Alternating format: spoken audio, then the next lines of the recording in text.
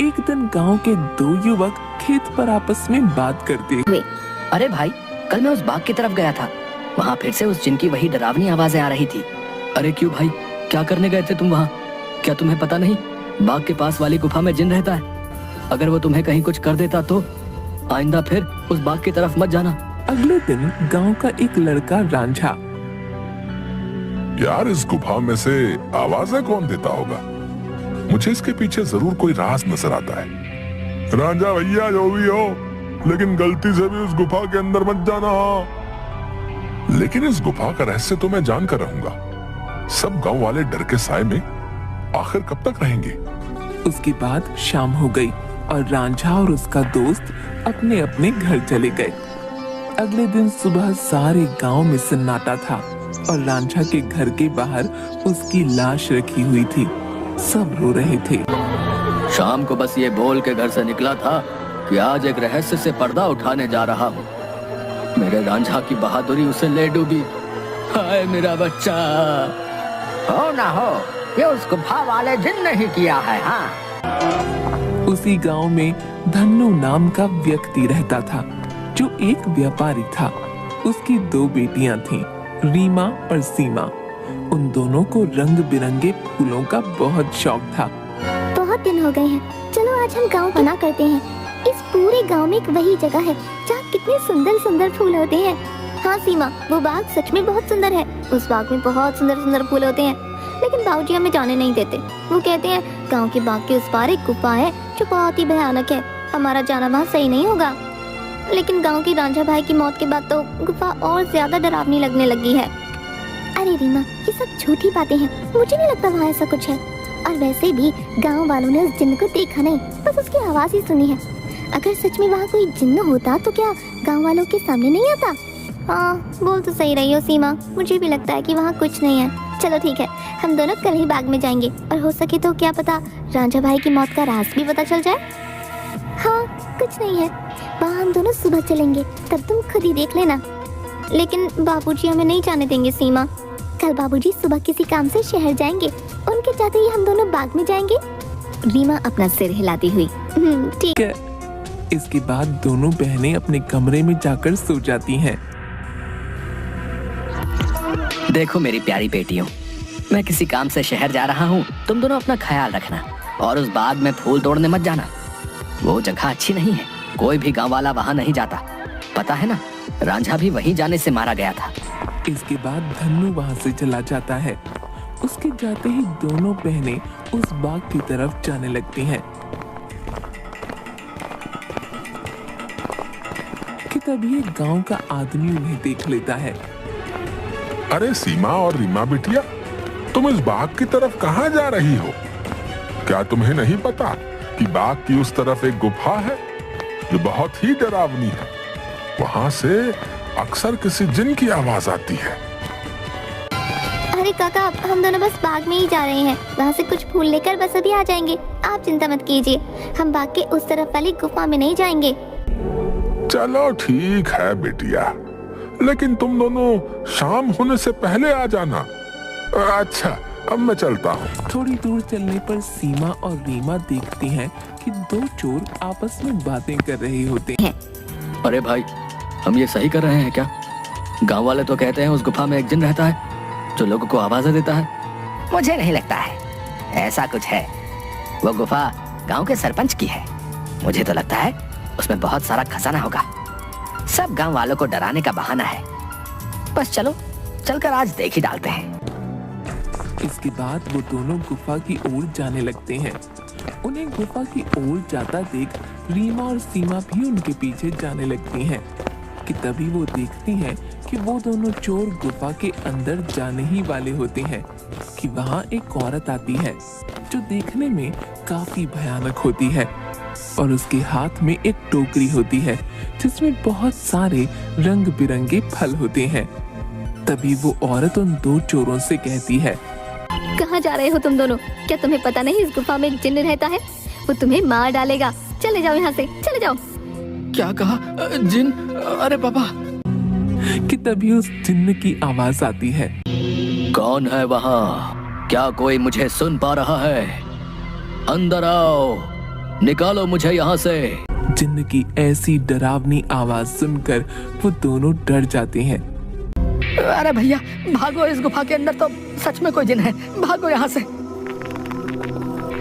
और वो दोनों वहाँ से भाग जाते हैं। मैंने तो पहले ही कहा था, यहाँ अब दोबारा मत आना, वो तुम्हें जिंदा नहीं छोड़ेगा। ये सब रीमा और सीमा देख रही थीं कि तभी वहाँ रीमा और सीमा के सामने वो औरत आ जाती है जो देखने में काफी भयानक होती है, जिसके हाथ में बहुत सारे रंग बिरंगे फल होते हैं। कहाँ जा रही हो तुम दोनों? सीमा और रीमा डरते हुए। हम तो बस ऐसे ही बाग घूमने आए थे काकी, लेकिन आप यहाँ क्या कर रही हैं? मैं तो यहीं रहती हूँ, यही बाग मेरा घर है। तुम दोनों यहाँ से जल्दी चली जाओ, वरना वो जिन तुम्हें छोड़ेगा नहीं। जाओ यहाँ से। क्या सच में बाग के उस पार वाली गुफा में कोई जिन्न है काकी? हाँ, और वो बहुत खतरनाक है। तुम दोनों यहाँ से जल्दी चली जाओ। इसके बाद वो औरत वहाँ से चली जाती है। मुझे बहुत डर लग रहा है, अब मैं इसके आगे नहीं जाऊंगी। मुझे लगता है वो औरत सच बोल रही है, वो जिन्न हमें मार डालेगा। मैं नहीं जाऊंगी उस गुफा में। ठीक है, तो मेरा यही इंतजार करना। मैं सच जानना चाहती हूँ, क्या वाकई वो आवाज जिन्न की है या नहीं? इसलिए मैं तो गुफा के अंदर जा रही हूँ। तुम यहाँ से कहीं मत जाना, मैं जल्दी आ जाऊंगी। इसके बाद रीमा अकेले ही आगे चलती है।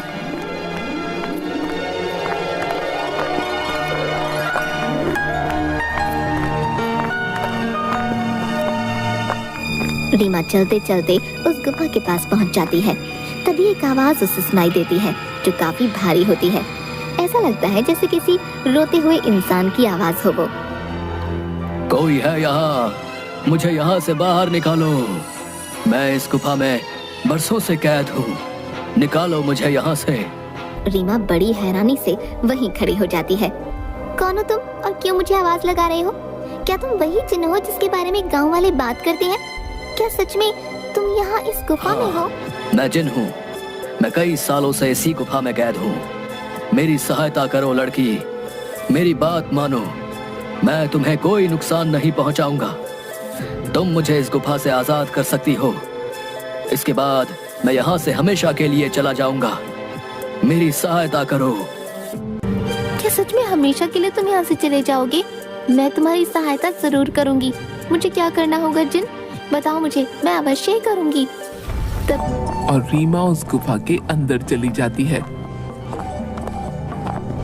जैसे ही वो अंदर जाती है, एक बहुत बड़ी अजीब से जानवर की परछाई उसे नजर आती है, जो देखने में बहुत ही आओ लड़की, तुम्हारा जिन की इस गुफा में स्वागत है। मैं कई सालों से गुफा के बाहर आते जाते लोगों को आवाजें लगाता हूँ। सब गांव वाले डर कर भाग जाते हैं।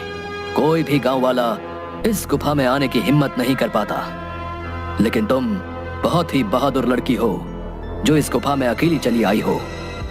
क्या तुम जिन्न हो? लेकिन तुम मुझे दिखाई क्यों नहीं दे रहे हो? क्या तुम किसी को दिखाई नहीं दे सकते हो? नहीं, मैं जिन नहीं हूँ लड़की, मैं उस जिन की परछाई हूँ। वो जिन तो इस गुफा के कैद खाने में बरसों से कैद है, वो बाहर नहीं आ सकता है। मैं उसकी परछाई हूँ। परछाई, तुम मुझे ये बताओ कि वो जिन इस गुफा में कैद क्यों है? क्या जिन्न के इस गुफा में रिहा होने का कोई मार्ग नहीं है? क्या जिन्न के इस गुफा में रिहा होने का कोई मार्ग नहीं है?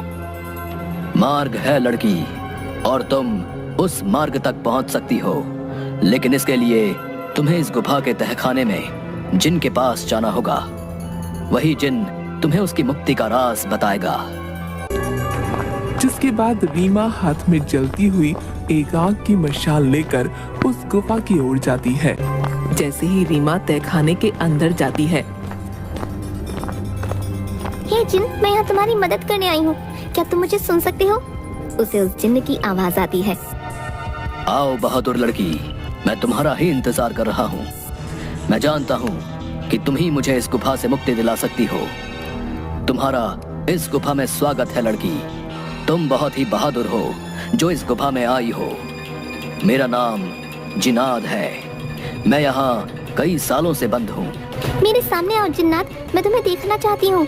कि तभी अचानक से जिन्नात उसके सामने आता है, जो बहुत ही डरावना होता है। एक बहुत ही भयानक सा दिखने वाला, जिसके सिर पर एक लंबी चोटी होती है जो काफी बड़ा होता है। रीमा के सामने वो आता है। उसे देखकर रीमा थोड़ा डर जाती है। देखो, तुम डरो मत लड़की, मैं तुम्हें कुछ नहीं करूंगा। मैं जानता हूं कि तुम मेरी मदद करने आई हो, लेकिन मेरी मदद करना इतना भी आसान नहीं है। तुम एक बार और सोच सकती हो। क्या तुम वाकई मेरी मदद करना चाहती हो? लेकिन मैं तुम्हारी मदद कैसे कर सकती हूँ, और तुम यहाँ कैद कैसे हुए? बताता हूँ। बहुत साल पहले इस गुफा में एक औरत रहती थी। वो बहुत गरीब थी। वो गुफा के बाहर वाले बाग से फल तोड़ा करती थी और उन्हें ही खाया करती थी। एक दिन उसने बाग के सारे फल तोड़ लिए और यहाँ इस गुफा में लेकर आ गई। उन्हीं फलों के बीच एक रहस्यमयी फल भी था जो बहुत ही चमकदार था और जिस पर मेरी नजर थी।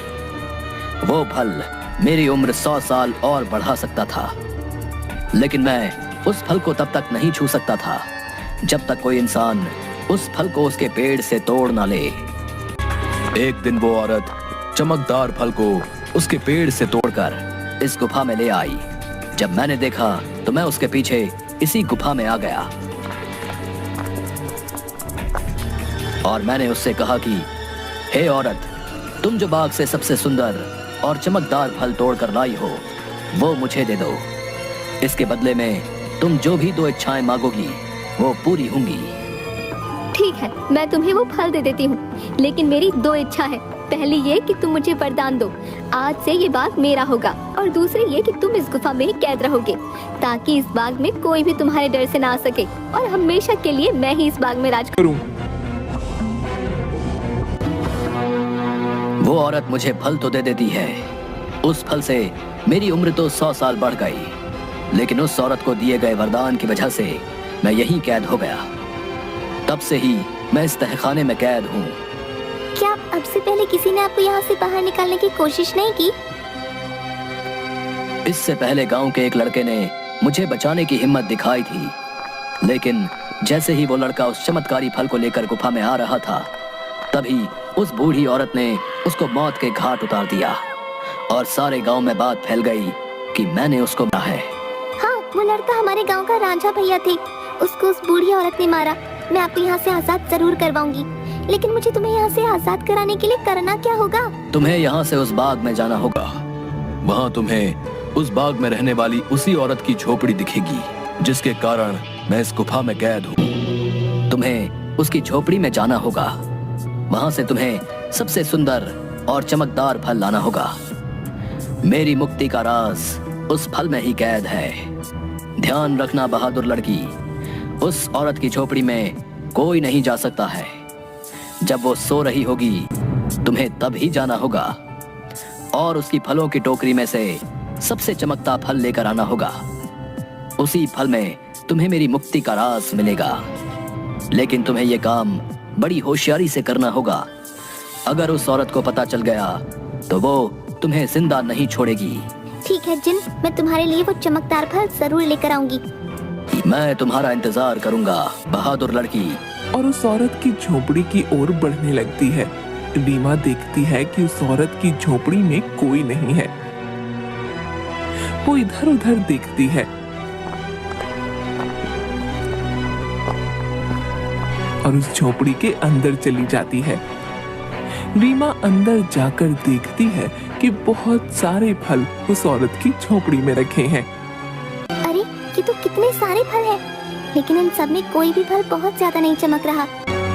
तभी अचानक रीमा देखती है कि वही औरत अपनी झोपड़ी की तरफ आ रही है। ये देखते ही रीमा दरवाजे के पीछे छुप जाती है। वो औरत अपनी झोपड़ी में आती है और उसके हाथ में एक टोकरी होती है जिसमें बहुत सारे फल रखे होते हैं। वो अपनी टोकरी एक टेबल पर रख देती है और पास ही पड़ी चारपाई पर सो जाती है। ये देख थोड़ी देर बाद रीमा बाहर आती है और उन फलों की टोकरी में से सबसे चमकता फल देखती है। लगता है यही वो चमकदार फल है जिसके बारे में वो जिन बात कर रहा था।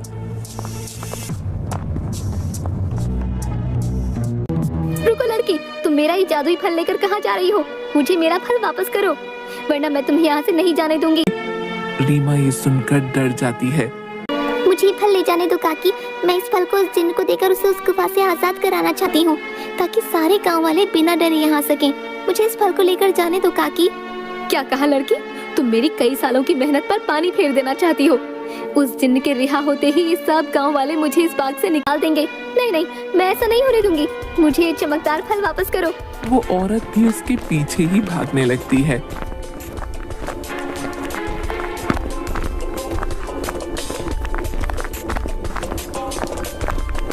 रीमा भागते भागते उस गुफा में पहुंच जाती है। जैसे ही वो गुफा में पहुंचती है, वो जादुई फल उसके हाथ से नीचे गिर जाता है, जिसके गिरते ही तोते में बदल जाता है। रीमा ये देखकर हैरान हो जाती है। तभी वो औरत वहाँ आ जाती है। ये तुमने क्या किया लड़की? इस जादुई फल को नीचे गिरा दिया और अब ये तोता तुम्हें उस जिन्न की आजादी का सबसे आखिरी रास्ता बताएगा। नहीं, मैं ऐसा नहीं होने दूंगी। मैं तुम्हें मार डालूंगी। वो औरत रीमा को जैसे ही अपने हाथों से मारने आगे बढ़ती है, वो औरत अचानक से आग में जलने लगती है, जिसे देख रीमा हैरान हो जाती है।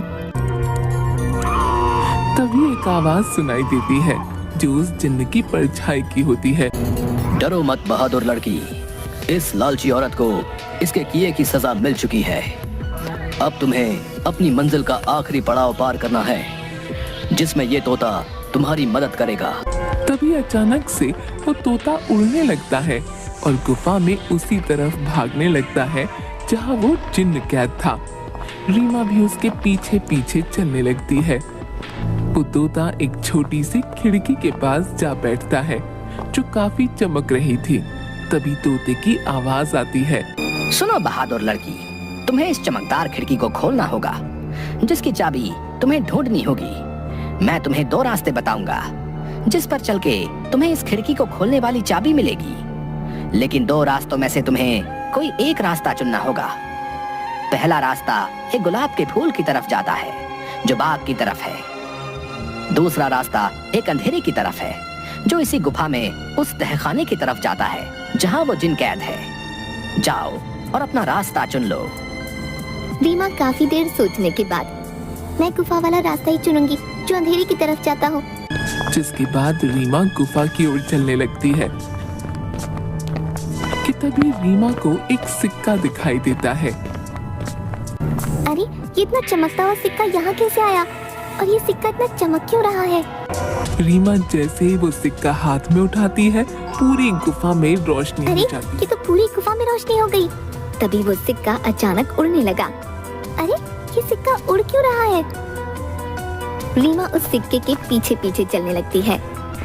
थोड़ी दूर चलने पर रीमा देखती है कि 4 चाबियां अलग अलग रंग की थीं, जो हवा में उड़ रही थीं। अरे, ये तो वही चाबियां हैं जिसके बारे में वो तोता बता रहा था।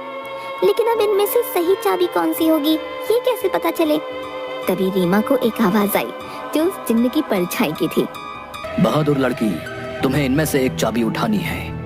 याद रखना, तुम्हें एक सही चाबी उठानी है। लेकिन याद रहे, तुम्हें बड़ी होशियारी से ही एक चाबी उठानी होगी। अगर तुमने गलती से गलत चाबी चुन ली, तो ये चारों चाबियां गायब हो जाएंगी और तुम कभी भी जिन को आजाद नहीं कर पाओगी।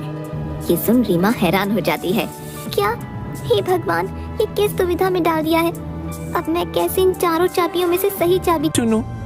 काफी देर सोचने के बाद रीमा देखती है कि चारों चाबियों में से एक चाबी बहुत बड़ी थी, जो लाल रंग की थी, और जिस चमकदार फल के गिरने से वो तोता बना था, वो भी लाल ही रंग का था। रीमा समझ गई कि लाल वाली चाबी चुननी है। उसके लाल चाबी चुनते ही बाकी सारी चाबियां गायब हो शाबाश बहादुर लड़की, तुम्हारी सूझबूझ की वजह से आखिरकार तुमने बिल्कुल सही चाबी चुन ली। अब जाओ उस खिड़की के पास और खोल दो उसे। रीमा उसी खिड़की के पास जाती है कि अभी भी वो तोता उस खिड़की के पास ही बैठा था। ये देखो, मैं इस खिड़की की चाबी ले आई हूँ। तुम वाकई बहुत बहादुर हो लड़की।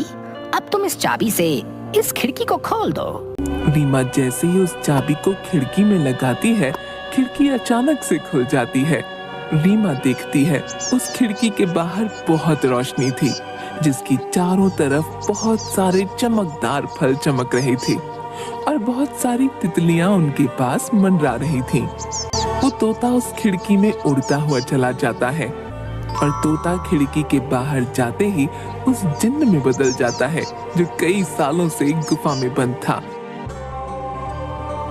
तुम्हारा बहुत बहुत धन्यवाद लड़की, तुमने मुझे इस गुफा से आजाद कर दिया। तुम एक निडर और साहसी लड़की हो। तुम जो भी मांगोगी मैं वो तुम्हें दूंगा। बोलो क्या इच्छा है तुम्हारी? क्या सच में अब तुम आजाद हो गए हो? अब तुम इस गुफा में नहीं हो। अब सब गांव वाले यहाँ आ सकेंगे। मैं और मेरी बहन भी अब बाग में आ सकेंगे कभी भी। हाँ बहादुर लड़की, अब किसी को भी डरने की कोई जरूरत नहीं है। अब मैं इस गुफा से बाहर आ गया हूँ अपनी दुनिया में। अब मैं किसी को आवाजें नहीं दूंगा। तुम जब चाहो यहाँ आ सकती हो। तुम्हारी ही वजह से मैं आजाद हो पाया हूँ। तुम मुझसे जो भी मांगोगी मैं तुम्हें वही दूंगा। बोलो क्या इच्छा है तुम्हारी? जिन, मैं कुछ नहीं मांगना चाहती हूँ, लेकिन अगर तुम सच में मेरी इच्छा पूरी करना चाहते हो तो गुफा के सामने वाले बाग से मुझे बहुत प्यार है। इसमें रंग बिरंगे फूल मुझे बहुत पसंद है। मैं चाहती हूँ कि ये बाग हमेशा ऐसे ही खिलखिलाता रहे। इसके फूल कभी न मुरझाएं। ठीक है बहादुर लड़की, तुम्हारी ये इच्छा जरूर पूरी करूंगा। अब ये बाग हमेशा यूं ही रहेगा, कभी भी मुरझाएगा नहीं। तुम अब जब भी इस बाग के फूलों को देखोगी तो ये हमेशा खिले रहेंगे। अच्छा, अब मैं हमेशा के लिए यहाँ से जा रहा हूँ। रीमा जब गुफा से बाहर निकलती है तो सब गांव वाले धन्नू और सीमा बाहर खड़े होते हैं। अरे मेरी बिटिया, आ गई तू वापस? उस जिन ने तुझे कुछ किया तो नहीं? आखिर क्यों गई थी तू उस गुफा के अंदर? अगर वो जिन तुझे मार डालता तो क्या करता मैं? दीदी, तुम ठीक तो हो ना? क्या सच में तुम्हें उस जिन्न ने कुछ नहीं किया? बाबूजी, मैं बिल्कुल ठीक हूँ। अब अंदर कोई जिन्न नहीं है। इस गुफा के अंदर जो जिन्न था अब वो हमेशा के लिए इस गुफा से चला गया है। अब आप सभी को डरने की कोई जरूरत नहीं है। अब कोई भी यहाँ आ सकता है। अरे क्या बोल रही हो रीमा बिटिया? आखिर कहाँ गया वो जिन जो आते जाते लोगों को आवाजें दिया करता था? रीमा गांव वालों को सारी बात बताती है।